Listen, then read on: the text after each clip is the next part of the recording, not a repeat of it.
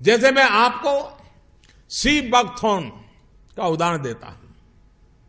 आप सभी sea buckthorn के बारे में जानते होंगे। लद्दाख क्षेत्र में पाए जाने वाला यह प्लांट -40 से +40 डिग्री सेंटीग्रेड में कठोरतम तापमान को सहन करने की ताकत रखता है। चाहे जितना सूखा हो, यह अपने आप फलता फूलता है।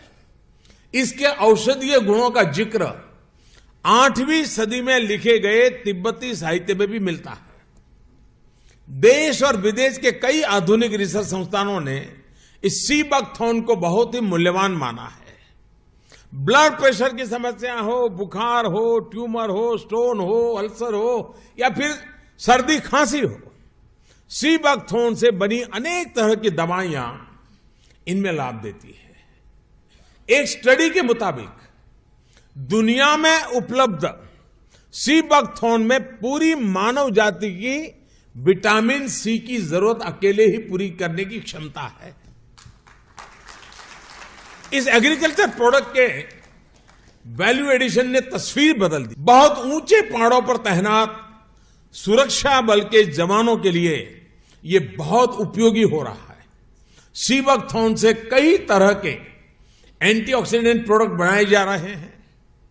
आज इस मंच पर मैं उदाहरण इसलिए दे रहा हूं, यह बात इसलिए भी कह रहा हूं क्योंकि भविष्य में देश के जिस भी हिस्से को आप अपना कार्यक्षेत्र बनाएंगे, वहां ऐसे आपको अनेक प्रोडक्ट मिलेंगे। करीब 2 दशक पहले हिमाचल प्रदेश में खास प्रकार के बेरी फ्रूट को डिस्कवर किया गया था। इस फल का नाम है सी बकथॉर्न और लाहौल स्पीति में बहुत ऊंचाई पर ठंडे रेगिस्तान में ये फल पाया जाता है। आज 2 दशक बाद यही फल यहाँ के लोगों की जिंदगियां बदल रहा है। अब इसी सी बकथॉर्न को यहाँ की अर्थव्यवस्था और यहाँ के पर्यावरण के लिए वरदान माना जाने लगा है। यह फल एक ऐसा फल है जो शरीर में मिनरल्स, प्रोटीन और विटामिन सहित कई पोषक तत्वों की कमी को पूरा करता है।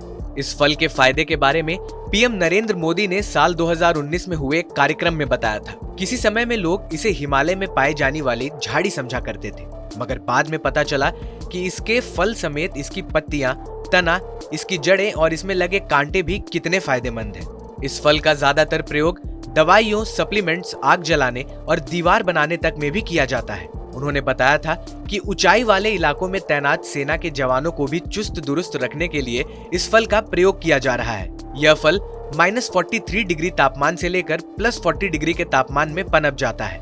इसकी जड़ें इतनी फायदेमंद है कि वो पर्यावरण में नाइट्रोजन गैस के संतुलन को बरकरार रखती हैं और मिट्टी को खत्म होने से भी बचाती हैं।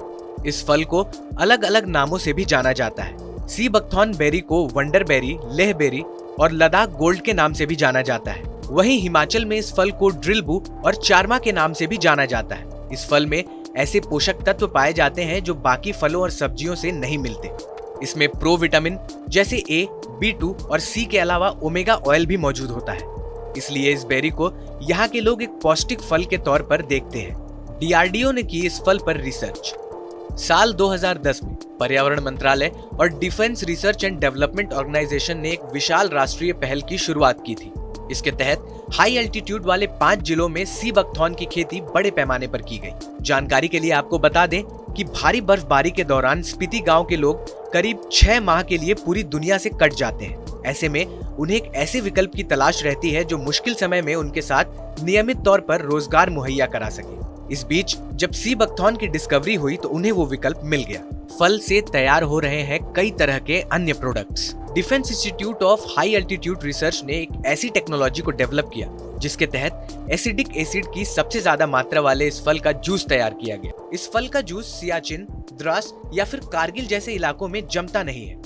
इस पेटेंट टेक्नोलॉजी को सेल्फ हेल्प ग्रुप, कुछ NGO और स्थानीय उद्यमियों को ट्रांसफर किया गया है। सरकार की पहल से अलग कुछ और लोग भी यहाँ पर लोगों की मदद कर रहे हैं। सी बकथॉर्न की ये जानकारी आपको कैसी लगी, हमें कमेंट सेक्शन में लिखकर जरूर बताएं।